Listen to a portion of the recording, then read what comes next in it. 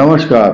सन 2024 जनवरी मास का आरंभ हो रहा है। 14 जनवरी को मकर संक्रांति के बाद उत्तरायण मास आरंभ होता है। असली त्योहार और शुभ कर्मों का, शुभ कार्यों का जो बैन लगा हुआ होता है वो हट जाता है। देवताओं की प्राण प्रतिष्ठा होती है तथा शुभ कार्यों में निरंतर अच्छे अच्छे मुहूर्त आते हैं। ऐसी स्थिति में अभी बहुत सारे ग्रहों का परिवर्तन भी तेजी से होता है और ये बहुत क्रूशियल पीरियड होता है। कर्क राशि के लिए हम बात कर रहे हैं। कर्क राशि बड़ी महत्वपूर्ण राशि बनी हुई है सृष्टि के अंदर, क्योंकि इसका इकलौता स्वामी, एक ही ग्रह स्वामी है इसका, वो है चंद्रमा, जो शीघ्रगामी ग्रह कहा जाता है। चंद्रमा के बिना ज्योतिष की गणना संभव नहीं होती। 13 तारीख को लोहड़ी की शुभकामनाओं के साथ 14 जनवरी को मकर संक्रांति पर सप्तम भाव में सूर्य गोचर में ट्रांजिट मोशन में कर्क राशि के लिए अच्छा अवसर प्रदान करने के लिए आएंगे। सूर्य की चंद्रमा पर मित्र दृष्टि कहलाती है। इसी के साथ साथ नए नए समाचार दूंगा मैं आपको। 16 तारीख को मंगल का उदय होगा। मंगल उदय होगा आपके 6ठे स्थान में। ऋण, रोग, शत्रु, परेशानी, झगड़े, झंझट और परेशानी, तनाव, चिंता, कंपटीशन, इन सब पर विराम लगाने के लिए मंगल का विचरण 6ठे भाव में होगा। It will give you good prosperity and गुस्सा, तनाव, अशांति तो होगी मन में, लेकिन कार्यों में निरंतर प्रगति होगी।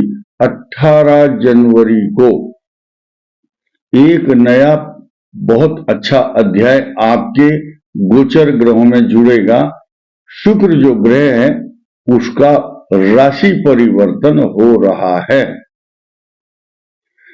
ये एक प्लस पॉइंट है। 24 तारीख को सूर्य जो है श्रवण नक्षत्र में, यानी कि सूर्य जब परिक्रमा लेता है तो जब मकर राशि में आएगा तो पहले उत्तराषाढ़ा नक्षत्र, फिर श्रवण और उसके बाद धनिष्ठा। इस प्रकार से इन 9 चरणों के ऊपर सूर्य का ट्रांजिट रहता है। इसके उपरांत उत्तरदा एकादशी, रोहिणी नक्षत्र जिस दिन होगा कर्क राशि के लिए अमृत योग होगा, क्योंकि आपके एकादश भाव में आपकी राशि का चंद्रमा उच्च भाव में मूल त्रिकोण राशि में होगा। This is not normal thing. ये अप्रत्याशित सफलता, मान सम्मान, तरक्की का सूचक है। और इसके अलावा आपकी अभी शनि की ढैया जो चल रही है वो आपको कष्ट दे रही है, मानसिक व्यथा, पीड़ा, और आपकी संतान भाव और जो विद्यार्थी हैं उनकी एजुकेशन हाउस पर दृष्टि डालता है। कुछ लोगों का मानना है इधर तो आप अच्छा बता रहे हैं, उधर खराब भी बता रहे हैं, तो एक ही राशि को खट्टे और मीठे दोनों प्रकार के स्वाद चखने को मिलते हैं। हमारे खुद के बोलने से अच्छा हो जाए तो हम बोल सकते हैं अच्छा होगा, लेकिन जो ग्रहों का विश्लेषण है, एनालिसिस है, उससे आप मुंह नहीं मोड़ सकते। जब ग्रह कष्ट देगा, ढैया आएगी, तो पूर्व संचित कर्म, पूर्व पाप कर्म शनि न्यायाधीश होकर के उस ढैया और शनि की 7.5 के दौरान न्याय करता है, दंड देता है। अगर आपके पिछले बड़े बड़े नेताओं को देखा होगा आपने, उनके वीडियो, उनके स्टेटमेंट, उनके बयान आते हैं और उनको अपमानित करने के लिए होते हैं। इसीलिए जो शुभ ग्रह है वो आपको शुभ लाभ देगा। लाभ स्थान में चंद्रमा, रोहिणी नक्षत्र, उत्तरदा एकादशी को विशेष शुभ बल देने वाला होगा। लेकिन जो शनि की ढैया है ये क्या करती है?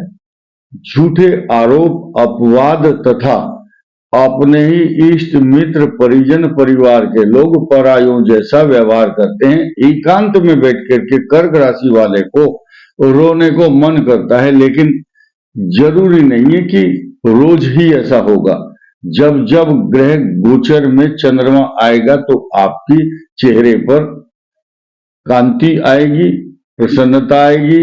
लेकिन जिस दिन चंद्रमा खराब होगा आपका, छठा, आठवां चंद्रमा, 12वां चंद्रमा, यानी कि जब भी द्वादश भाव में चंद्रमा पुत्रदा एकादशी के अगले दिन जो रविवार है, वो रविवार के बाद अर्थात जनवरी मास, आप ये देखिए 8 तारीख को और जनवरी की बात कर रहे हैं हम, पुत्रदा एकादशी 21 जनवरी के बाद 22 और 23 तारीख को जनवरी में मिथुन राशि में चंद्रमा होंगे। मिथुन में जब चंद्रमा होंगे तो आपके द्वादश भाव में होंगे, आपके लिए कष्टकारक भी होगा। व्यर्थ के खर्चे, व्यर्थ की भागदौड़ होती है। इसी के साथ साथ मौनी अमावस्या पर आपके लिए अत्यंत शुभ योग होगा। मंगल मकर राशि में जाएंगे 5 फरवरी को। महोदय योग बनेगा 9 तारीख को, फरवरी के दिन 9 फरवरी को ये योग आपके लिए अत्यंत शुभ होगा, क्योंकि श्रवण नक्षत्र पर उस दिन चंद्रमा होंगे और उस चंद्रमा की दृष्टि पूर्ण रूप से कर्क लगन के ऊपर, कर्क राशि पर होगी। इसी के साथ साथ 12 फरवरी को भी शुक्र मकर राशि में आएंगे, उनकी दृष्टि भी पूर्ण रूप से कर्क राशि पर ही होगी। ये एक सामान्य बात नहीं है। इसके बाद 13 फरवरी को जब सूर्य कुंभ में आएंगे, तो इसी बात के लिए ये वीडियो बनाया गया है। यही सूचना हम आपको देना चाहते हैं कि 13 फरवरी को 2 पाप ग्रह सूर्य और शनि आपके अष्टम भाव में होंगे, तो ये कष्टकारक माने जाएंगे 14 मार्च 2024 तक।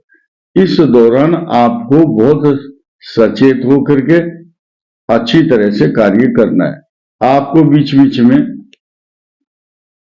अनिष्ट की आशंकाएं, मृत्यु भय के साथ साथ अपमान का भय महसूस होगा। सिर्फ करेगा कोई नहीं आपका अपमान, लेकिन उन बातों से बचने के लिए आपको कोई ऐसा कार्य करना, रिस्की काम करना मना है। मुखारविंद से अच्छे शब्द बोलें और अपने इष्ट मित्र परिजनों को अपने रहस्यों के विषय में मत बताएं, अन्यथा वही लोग, अपने ही इष्ट मित्र परिजन ही आपकी बातों को ग्रहण करके आपके समक्ष आपको अपमानित करने की कोशिश करेंगे। तो ये कर्क राशि के लिए जो महीना है थोड़ा सा इस संघर्ष का रहने वाला है, लेकिन कई सारे ग्रह आपको अपॉर्चुनिटी देने के लिए भी आ रहे हैं। जैसे कि 30 अप्रैल के बाद ये शुरू के 4 महीने जो दे रहे हैं बृहस्पति केंद्र में, वो आपके लिए नाकाफी है। शनि की ढैया भी है, लेकिन अप्रत्याशित रूप से जब 1 मई 2024 को बृहस्पति आपके लाभ स्थान में आएंगे, और वो किस कंडीशन में होंगे, वो आपके भाग्य स्थान का स्वामी बृहस्पति लाभ स्थान में जब आता है तो धन, सोना, चांदी, वैभव, पैसा, सब प्रकार के मनोरथ पूर्ण करता है। इसी के साथ साथ जब आप देखेंगे ढैया चल रही है, शनि का जो प्रताड़ना देने का काम है वो अलग है, लेकिन बृहस्पति का जो लाभ देने का जो सिलसिला है वो रुकेगा नहीं। तो अब इसमें भेद करना कि मुझे तो सब अच्छा ही चाहिए, ये आपके बस में नहीं है, ना हमारे बस में है, क्योंकि हम बृहस्पति को या शनि को अपने आदेश के अनुसार नहीं चला सकते। इसीलिए बृहस्पति आपके भाग्य स्थान का स्वामी होता है, इसलिए वो लाभ स्थान में बैठ करके 13 साल के बाद वो आपको इतना अच्छा धन देगा, प्रॉपर्टी, पैसा, मान सम्मान, तरक्की तथा जो आप कल्पना नहीं कर रहे थे उससे भी अधिक after May 24 you will feel better. कर्क राशि के लिए बहुत बहुत शुभकामनाएं। इस वीडियो में इतना ही। धन्यवाद।